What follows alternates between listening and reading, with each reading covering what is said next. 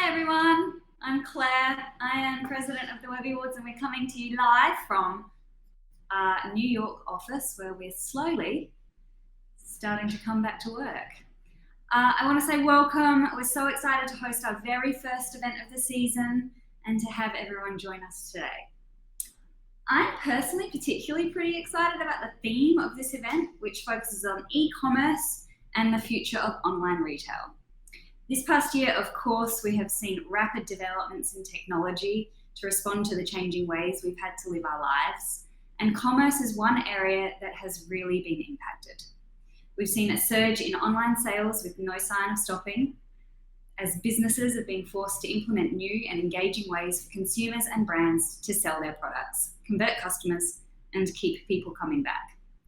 That is why I am so thrilled to introduce our guests today, who will speak to what's new in the world of e-commerce. I have three technical powerhouses here with me. I want to introduce William Chen, Technical Director at the Design and Experience Agency Jam3, Oliver Dore, Partner of Technology at the digital product design firm Work & Co, and David Vogelpohl, VP of Growth at the WordPress technology company WP Engine. Welcome everybody. This past year, both Jam3 and Work & Co.'s work was spotlighted in our Crafted with Code series, alongside some amazing projects from our Webby winners. Crafted with Code is an inspiring digital platform we created in partnership with WP Engine that showcases Webby recognized websites and the stories behind the project's builds. We wanted to get you all here today to discuss your projects, which are both very interesting examples of how consumers can interact with brands and transact online.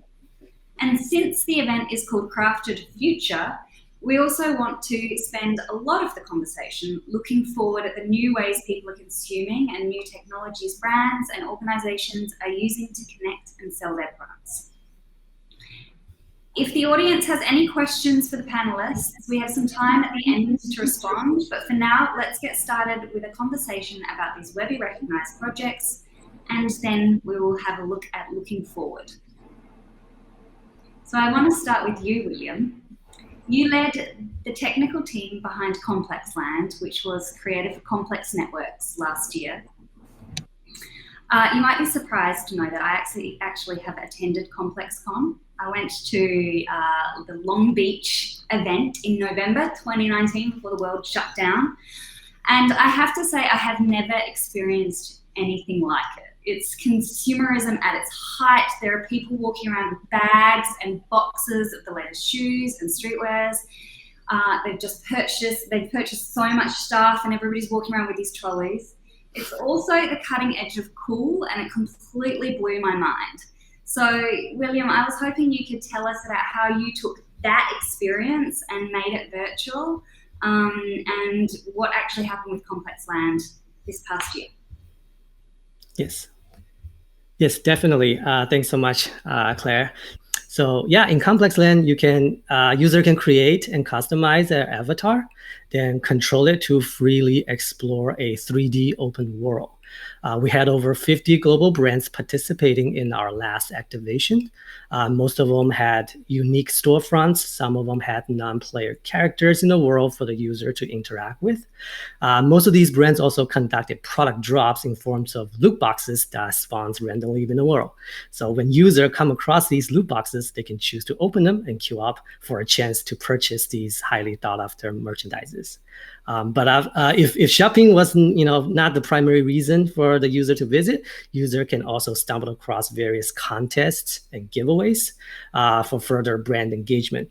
They can also tune in to live stream content, programming featuring the likes of former President Barack Obama, artists like Jaden Smith, and other exclusive contents. And to truly bring the physical convention experience to life virtually, Complexland was also multiplayer. Users can choose to explore the world with strangers or create their own instance of the Complexland and invite their friends for a private but social experience. To be honest, that was my favorite part of Complexland. It was pretty extraordinary seeing crowds gathering for drops, posing with each other to create shareable selfie moments, and just in general connect with the community in chat. So yeah, in essence, Complexland is a sprawling 3D world that combines gaming, entertainment, fashions, and most importantly, commerce in a limited engagement virtual event. And it was all available for users to experience in their browser. I mean, so that sounds pretty complicated, but I'm sure Oliver and David are both thinking, wow, how the hell did you actually do that technically?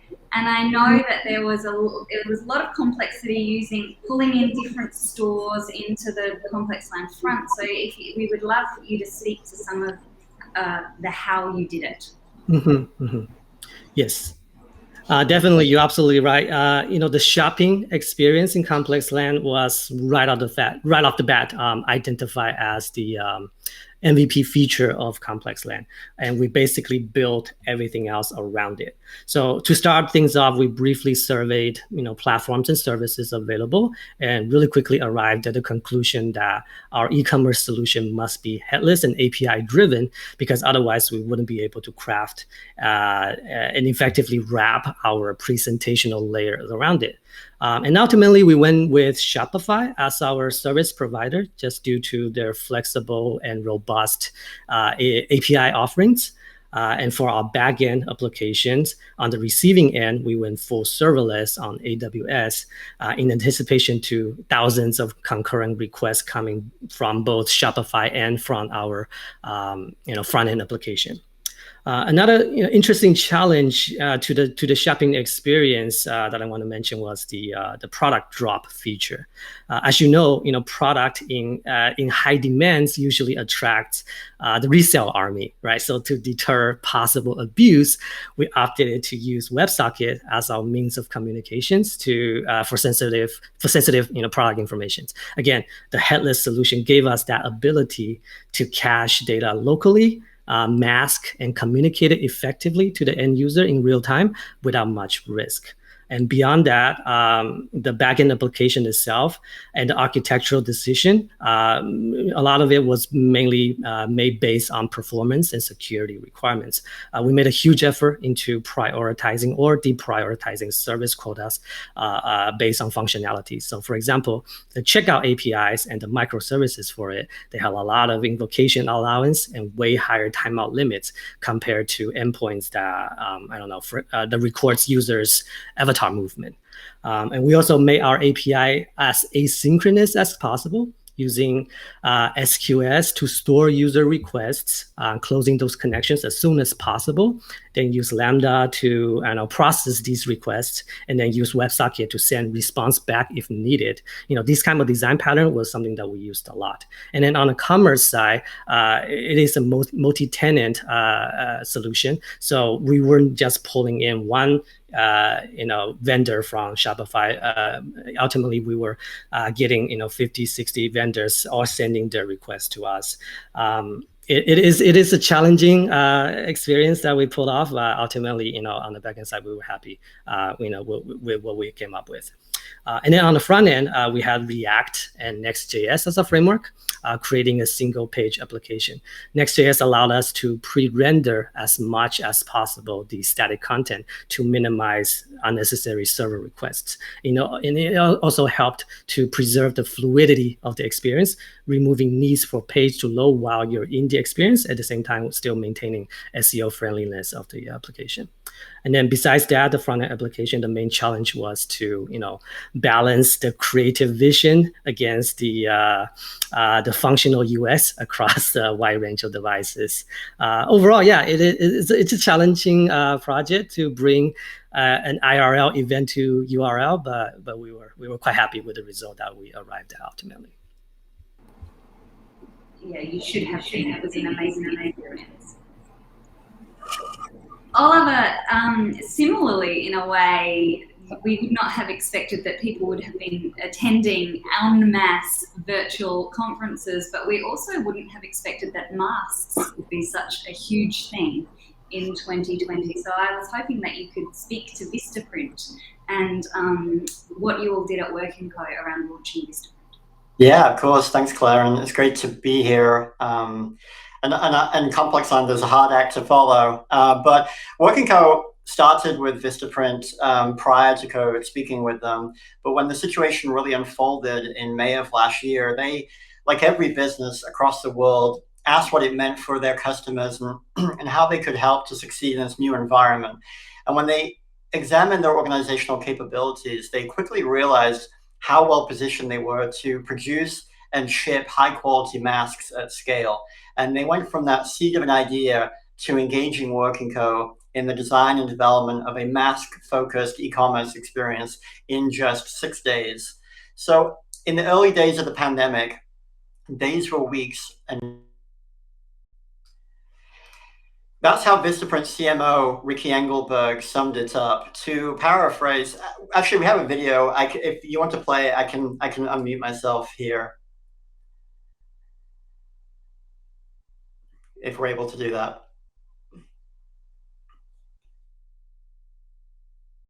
There we go. So that's how Vistaprint CMO Ricky Engelberg summed it up. To paraphrase, speed to market was absolutely essential. And as a result, we adopted this hyper collaborative process using tools like Slack, Zoom, Dropbox, and Figma for real-time and iterative feedback. From a technology perspective, Work & Co developed a JavaScript-based web application using React, TypeScript, and a framework called Gatsby that provided out-of-the-box server-side generation for pages for performance and SEO metrics. And all of that was on top of a headless commerce layer by integrating a series of existing microservices exposed as REST APIs from the product catalog, editorial content, user authentication, and payment gateways. It's important to emphasize the historical investments that Vistaprint had already made in moving towards this architectural approach allowed this unusually aggressive timeline to be realized. So a project that might normally take months actually launched on April the 20th last year, just 2 weeks after it first kicked off. And on the first day alone, the site sold one new mask every 5 seconds. Since then, it's continued to evolve to bring in new functionality and improvements in the experience.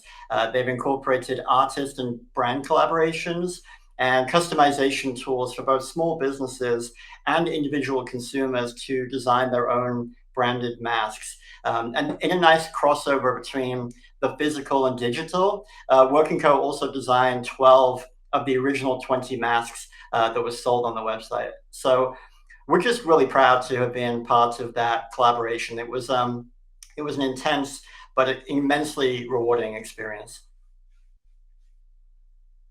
Feeling of getting a sale every 5 seconds must be absolutely amazing.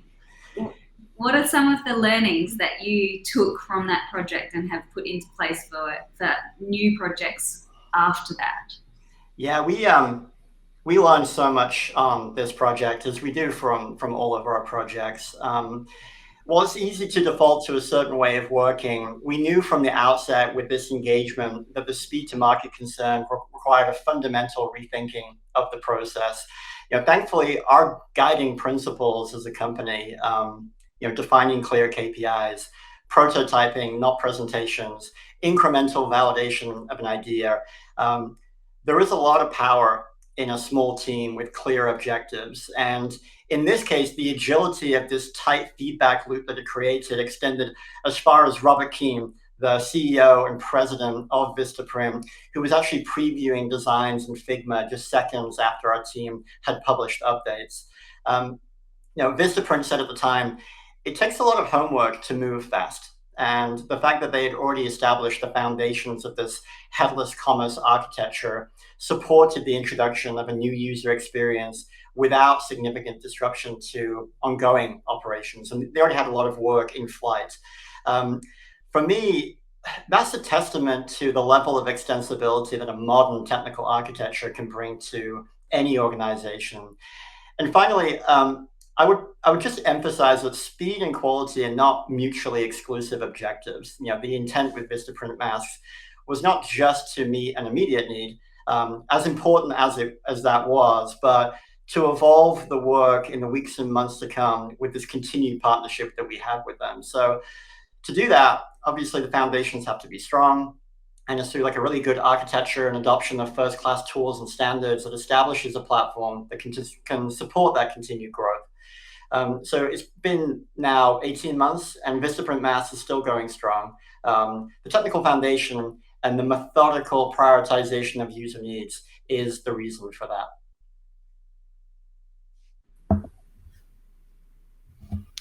Amazing, and I think there's, that's the thing, isn't it? Having the foundation and building on top of the foundation.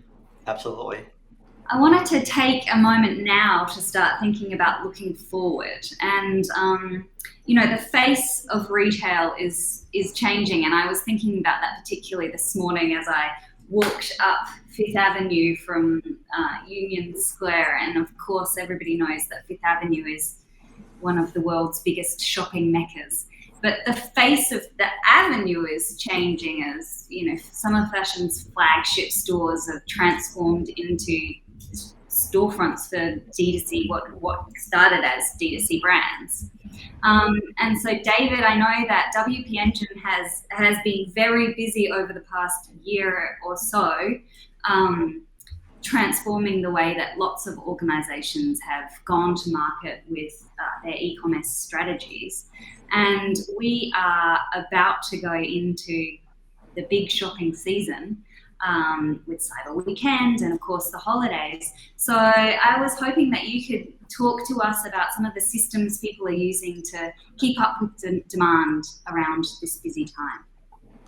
Yeah, absolutely. Happy to. And I think it's probably going to be the largest kind of Q4 for e-commerce ever. I mean, e-commerce has been around for nearly a little over 2 decades now. People buying things online, and yet we're still seeing double-digit year-over-year growth in e-commerce purchases. Coupled with the change in buying behavior that we saw during global lockdowns, and we still see now and carrying forward, our belief is that this will be the biggest, kind of Cyber Weekend Q4 for e-commerce ever. So how are brands preparing for this? I think they're preparing in a bunch of different ways. I think one thing to consider, especially if you start thinking about events like Cyber Weekend or flash sales, where you're going to have a rush of visitors to your store, it's helpful to have a plan for that in place to make sure that you can serve those visitors when they come to shop. So what we see folks do in general, and I wouldn't say just on WP Engine, but I would say in e-commerce in total, I think Headless, we heard William and Oliver talk about that already, is a great answer for these massive traffic spikes. On our platform, we have a part of our platform called Atlas, which specifically services headless WordPress sites, and it couples the JavaScript application layer and the kind of store of data layer. But the store of data layer is essentially done in WordPress. So kind of coupling the best of both worlds, the scale and security of headless and the ease of use of content creation within the WordPress context. So you can keep your developers and your marketers happy. But generally speaking, headless architecture is a great way to deal with this. We see other brands doing generally in the e-commerce sense, things like virtual waiting rooms. This is where, like, if your store becomes overwhelmed with traffic, you show a kind of "we'll be back" message. I think it's a great contingency plan. I would like my first plan, though, to be collecting the sales, and I think that's I view things like virtual waiting rooms as like contingency plans, but in reality, you need to be planning your infrastructure. If you're able to adopt a technology like Headless, implement something like that, so that way you can get that scale in those moments, or of course choose a platform for your store that's going to support the scale that you're going to get and a good partner in that. Another thing I think a lot of folks do not realize in these flash sale moments is you sell out of stock. You're done selling your Xboxes or whatever it is you had in that moment. And another technique that we see folks do to deal with this, because the traffic will still keep coming, like people will still come during the time of the sale, expecting to find the product at a discount. And that can actually tax your web server too. And so what we see folks doing is when they have these really rich product pages with lots of images and interaction, if they're sold out, they'll serve up a reduced version of that to help prevent that kind of leftover traffic from overwhelming their server. If you're not leveraging something, and even so, I think still so with things like Headless, but if you're leveraging something in the WordPress world like WooCommerce or hand-coded e-commerce system within WordPress, the other thing I really like to couple with that is a CDN and, if you can, full page caching, and really optimizing the cacheability of those kind of sites, because that'll help reduce the workload on the server as you have these big moments, and it'll keep your store running fast, but it'll also keep it up and online. Again, things like virtual waiting rooms are great for like contingency, but I'd rather just collect the sale. So that's how some of our customers have prepared for these moments, at least from like the infrastructure and scale side. Many of us are focused on trying to shop as small as we can, trying to support small businesses. It would be great if you could talk to us about how small businesses can optimize what they're doing and try and compete with the giants as well. I know they have a lot of opportunity ahead. As I mentioned before, we see over the next 5 years projected 10% year-over-year growth for e-com in total. However, if you look at the mega brands in e-commerce, I won't name them by name, but they're growing at a faster clip. So that means that even though the market is growing, the share of the market by these larger players is growing at a faster rate, and thus a smaller share from mid and small size e-commerce stores. So there's a lot of pressure for them to, stand out. And I think when it gets down to finding success in this ever-growing market with these, giants ruling at the top, it really gets down to two parts for me: stand out and work together. So by stand out, what we mean is create unique shopping experiences like the one William described.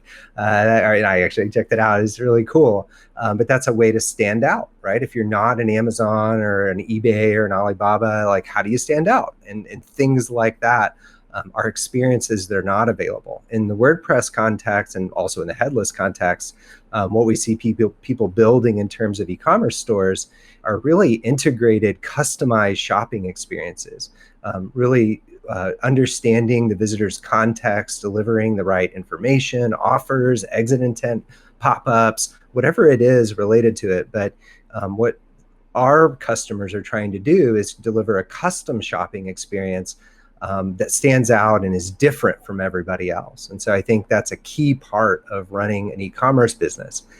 Loyalty is, without being one of the giants.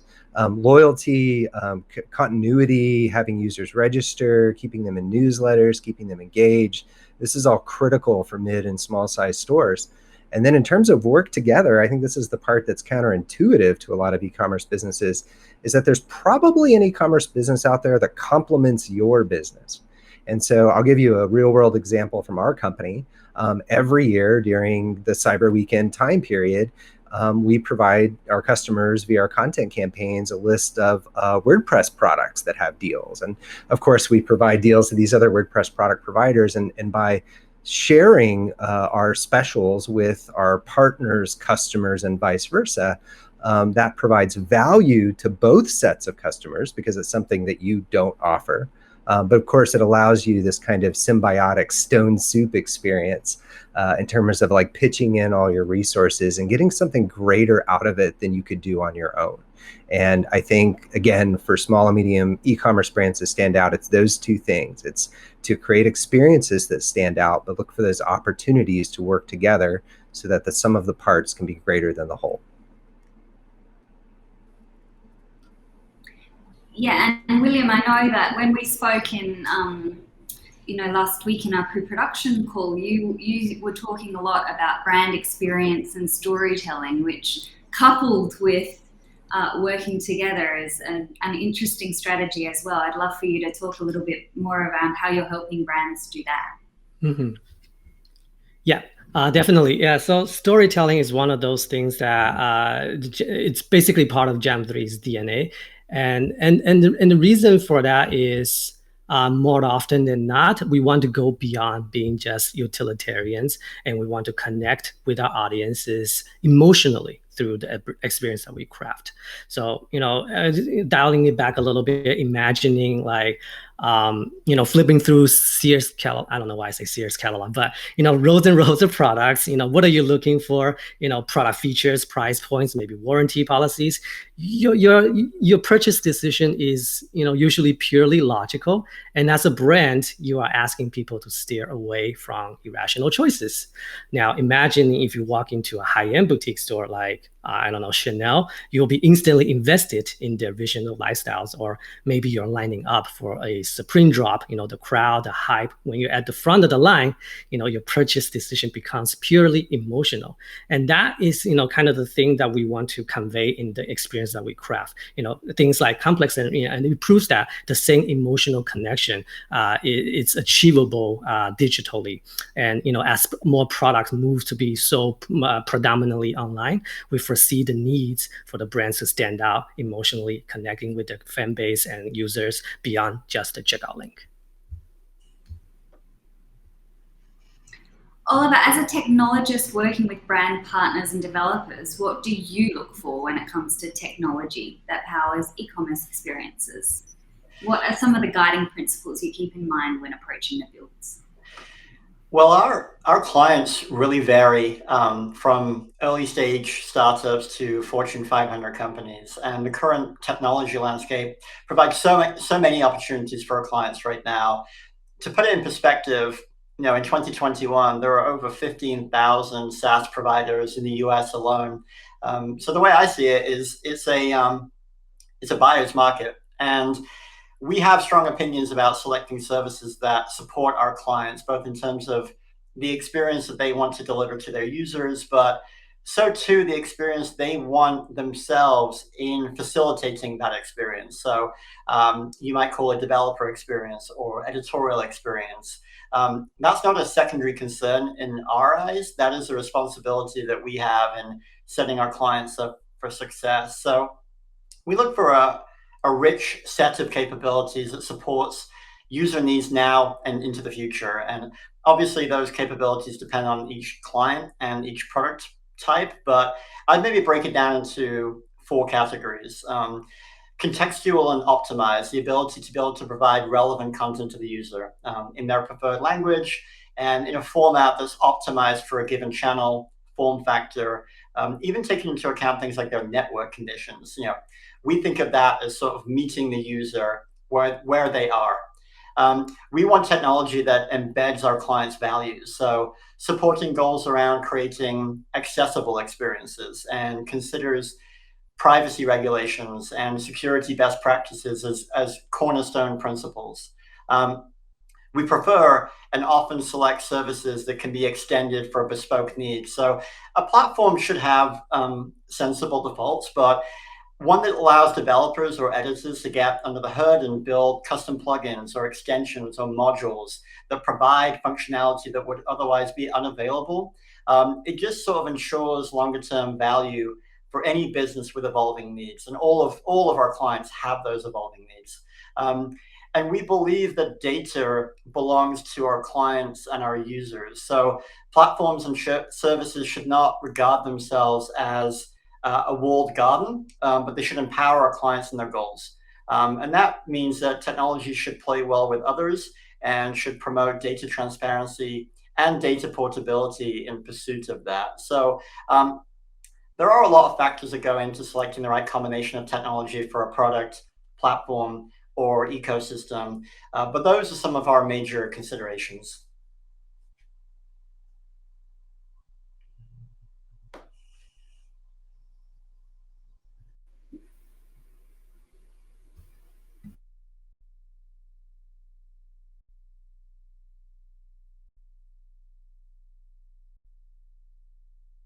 Yeah, that sounds good. What working with Headless is like?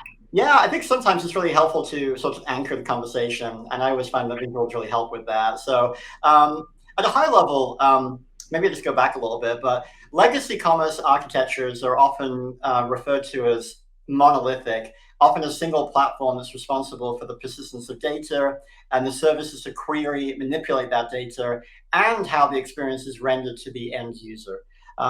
In reality, it's impossible for one platform to be great at all these things. It's unrealistic for an engineering team to be expected to be well-versed in multiple languages and frameworks one platform may require of them. And the presentation layer to the user often assumed a single channel, like a website, in a world where users increasingly expect seamless and multi-channel experiences. So a headless architecture or headless commerce is an answer in response to those shortcomings. As you can see from this sort of high-level representation here, by decoupling the source of data and the underlying services from the presentation of that data, it really opens several doors at once. Engineering teams can be organized to focus on specific contexts. So, for example, you can have different teams focused on your website or your mobile application or voice assistant, all with specialized skill sets and all using tools that they would prefer to use on a day-to-day basis. It allows data to be organized, aggregated, and exposed to consumers in a unified manner with consideration for operational requirements like performance, security, and data governance. It's what William mentioned earlier on. And it gives companies freedom to connect with their own services or third-party software as a service providers to incorporate a subset of functionality that are each individually optimized for. So they don't need to compromise on a one-size-fits-all solution. At Working Co, we've been developing headless solutions since the beginning of the company back in 2013. And despite the landscape changing considerably over that time, and there's not a silver bullet for all scenarios, we continue to advocate for this headless approach with many of our clients for the benefits it provides. David, I know you spend your days in and out talking and thinking about headless. Is there anything that you wanted to add to that? I guess just from the high level, again, like for my universe, of course, is the headless WordPress context. But I think I think from that perspective, WP Engine, again, we have our Atlas platform. And as we look at headless as a whole and decoupled JavaScript applications in general, it's still a small percentage of the web. So we're still just on the cusp here. I mean, we have certainly forward-looking folks with William and Oliver, but I think there's a tremendous amount of opportunities still yet to be had for brands to take advantage of technologies like headless to gain potential speed advantages, of course, compared to other sites that they compete with. As brands start to adopt this technology, though, there's kind of a brain gap currently for particularly smaller brands where their internal development teams tend to focus on more of the monolithic approaches that Oliver was so eloquently telling us about a minute ago. So I think like this is a wave, like I've been in digital, I'm sure Oliver and William have too, for many years, over 2 decades, 2.5 decades now. And there's these waves, and this is one of them, and this is the start of one. But I think it's great to see things like what Oliver, William, and a lot of our customers are putting out in leading this wave. And so that's kind of the world as I see it on Headless, Claire. Talking about decades, I have been thinking about my career and e-commerce over the last couple of weeks as we've been preparing for this event. And one of the very first jobs I worked on was, and I'm sure this is an experience that you are all familiar with, one of the very first jobs I worked on was the Topshop store, the Topshop.com store, which the feeling was amazing, and it blew everyone away when the .com started to become the #1 store as opposed to the Oxford Street store. So I'm sure that that's something that you all experienced as well. Looking at the time, I thought we could spend some time with open discussion, thinking and talking about what consumers can expect from e-commerce in 2021 and beyond as we prepare for what will likely be the biggest year in online sales to date. And I'm happy for anybody to take the floor.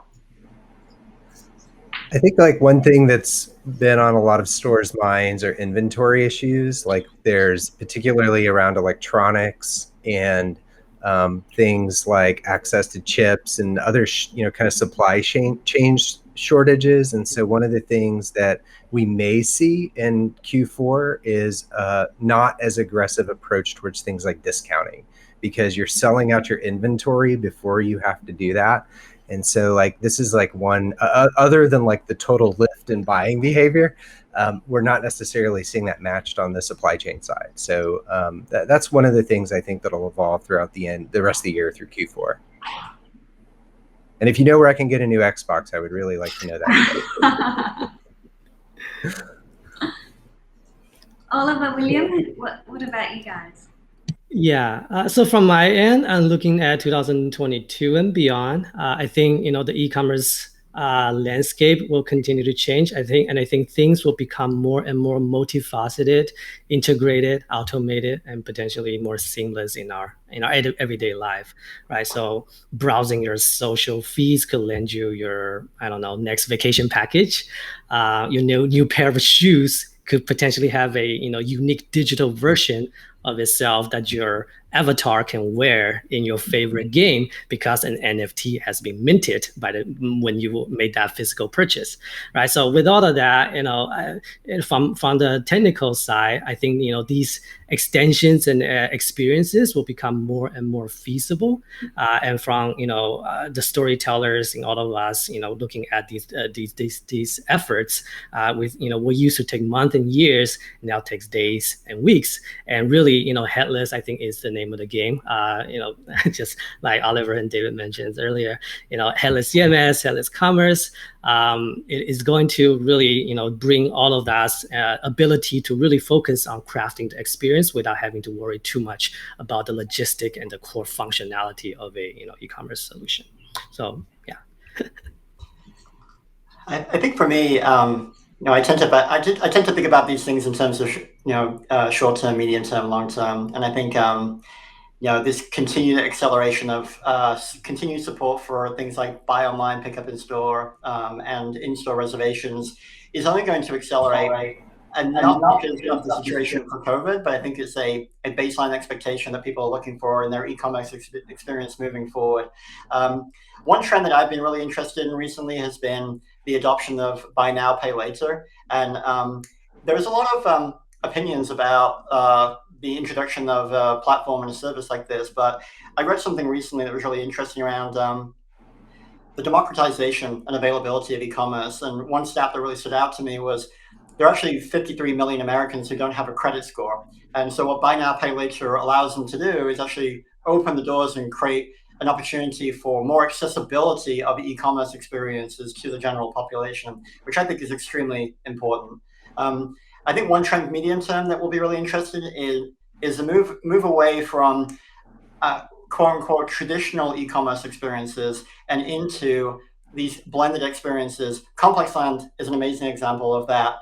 I see another direction for that being things like shoppable social media. It's very early days with that, but again, meeting the users where they are, I think you're going to see this convergence of content and commerce in really interesting ways. And I really would love to see big companies and small companies pushing on social media companies to provide the flexibility and extensibility to be able to express their brands through those channels. And then longer term, William touched on it earlier, but there's going to be this blend of physical and digital. It's going to happen more and more. And I think that there's a buzzword right now of cryptocurrency, but I imagine a world in the future where this crossover between the physical and digital world is going to require a new form of currency in order to support that. I don't know if that will be Bitcoin. I think that's a conversation for someone more intelligent than I am. But I do think that cryptocurrency in a world that's moving towards things like AR, mixed reality, virtual reality, and what some companies call the metaverse, the need for a currency that can cross both of those boundaries is something that we're going to hear a lot more about in the future.